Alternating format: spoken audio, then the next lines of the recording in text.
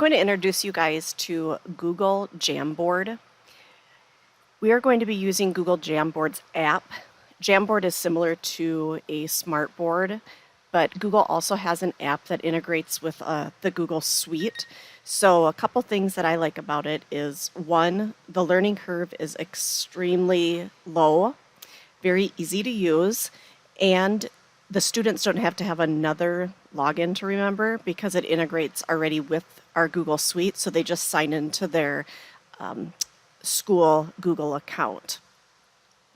With Jamboard, it's a collaborative piece that you can add sticky notes, drawings, images, text.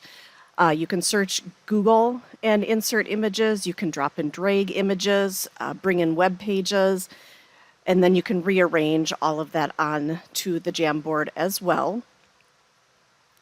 A lot of teachers are using Jamboard as just a collaborative piece that's missing when they were doing remote learning.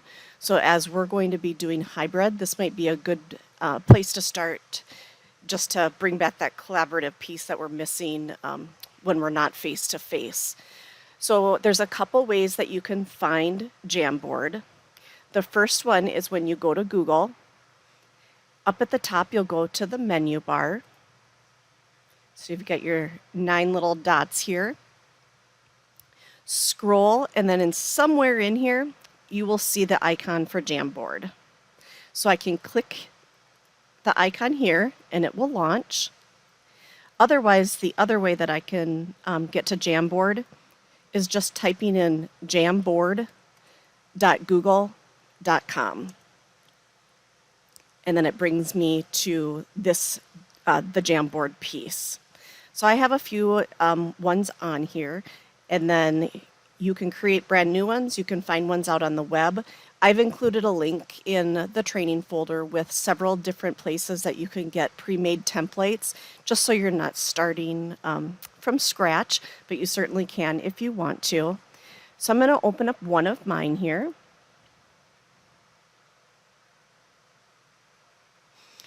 So this is what's called a brainwrite. So it's where I'm going to group my kids, and on each slide it has the same information. I have 5 slides total, and then I'd have 3 students in the group. The students would come in, and I would put if Kara was going to be in this first group,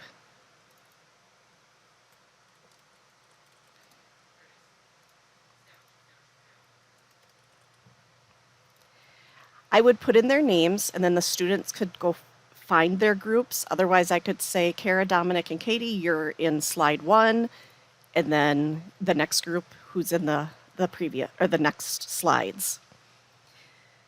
So on this particular one, it says your task to design a way to teach others about the process of fossilization and the common types of fossils found on Earth. So each one of these Post-it notes, Kara would type in her ideas here, Dominic, and then Katie. There needs to be a timekeeper, so someone who keeps time of the 2-minute brainstorming rounds, a summarizer who will talk with the rest of the class, or will talk and video chat with the teacher and say this is what we came up with. And then there's a rounder, someone who brings the group back on topic if and when they get off topic. So the students would come in and put their name here, just so then you knew as the teacher what they were going to do. It's really easy. All they have to do is double click, erase the period, and then they can start typing on this. This is an app that they can you can have downloaded and pushed out to their iPads. Just make sure that you give tech plenty of time that they're able to push it out. Over on the side here, this is your menu. So the first one I've got is a pen. If I click on it once, you'll notice that I have a few different options. So I've got a pen, I've got a marker, the next one is a highlighter, and then a paintbrush. I've got just a few different colors. Second one down is my eraser. So if I would accidentally draw something across the page, I can take my eraser and erase what I put on there. The pointer, this is so that I can grab something and I can move it around on the page. The next icon is the sticky note. So that's like the Post-it note. I can choose the different colors up here, or I can say no color. So if I wanted to add in a green sticky note,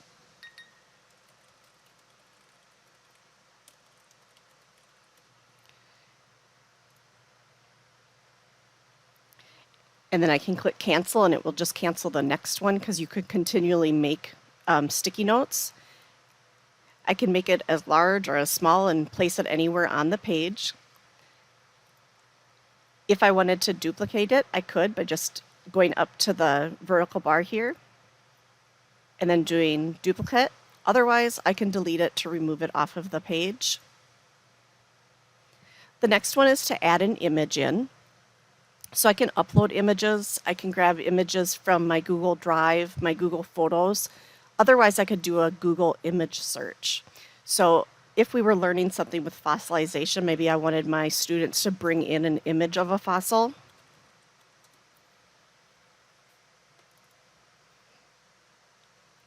Double click it, it brings it in. Just like the sticky notes, I can make it larger, small, and then I can drag it anywhere on the page.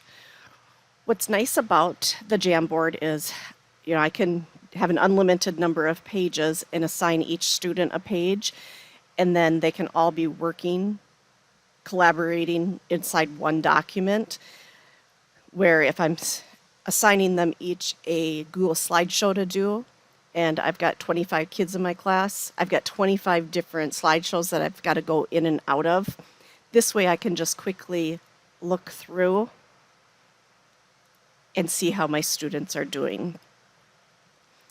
And then the last one is a laser. So you can actually make this as almost a piece that you are going to present with, and then you can bring your students' attention to specific parts when you are going through it. So very easy to use. To share this out so your students would be able to edit it, you go up to share,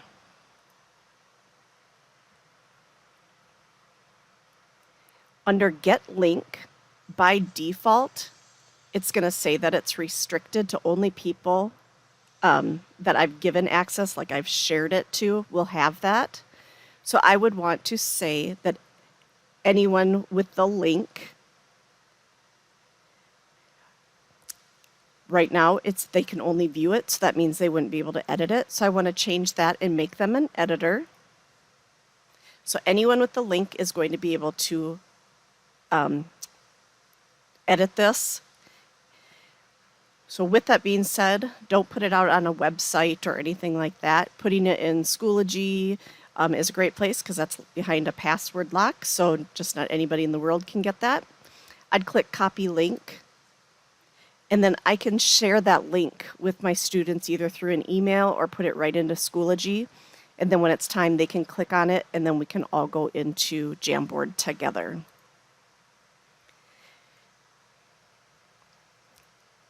Oops.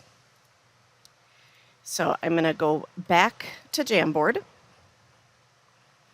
They do have two that come in, so you do have two that you can start with. And then I can click the plus sign here. And this is how I'll start a brand new Jamboard, so one from scratch. Up at the top, you've got 6 different background options. So I can do dots. If I'm going to do some graphing with my students, I have the checkered or the graph paper in the background.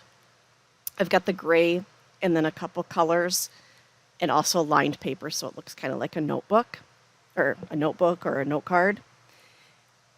And then just using these same tools that we have, you're able to start building. It's really easy. Like I said, you can drop and drag your images in. You can pull them in from Google.